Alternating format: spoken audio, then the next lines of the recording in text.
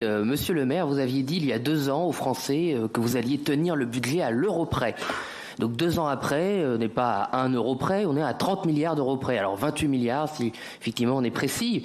Mais vous êtes toujours serein et vous êtes satisfait de vous et de votre bilan au bout de ces temps. J'avoue avoir du mal à trouver mes mots, de rester calme face une fois de plus à une telle autosatisfaction. J'en peine à trouver effectivement mes mots face à un tel désastre budgétaire. Là, vous dites que la France ne doit pas être lanterne rouge, mais la France est lanterne rouge. Vous n'avez plus aucune excuse pour laisser cette situation budgétaire. Mais vous êtes content de vous et vous continuez. Et j'avais l'impression, pour ne pas pleurer, je préfère rire, de voir au pays de l'or noir, Tintin, Dupont et Dupont perdus dans le désert sur leur Jeep, qui passent leur temps à faire le tour sur eux-mêmes. Ils sont perdus dans le désert, ils font le tour sur eux-mêmes, ils reviennent sur leurs traces, ils ne cessent de revenir sur leurs traces et ils pensent être sur la bonne route. Et non seulement ils pensent être sur la bonne route, mais ils font la leçon en pensant l'être. Et à un moment, ils voient un mirage, ils pensent être arrivés à destination, ils plongent et non, ils n'ont à manger que du sable. Et donc au bout de 7 ans, monsieur le maire, vous n'avez à proposer aux Français que du sable.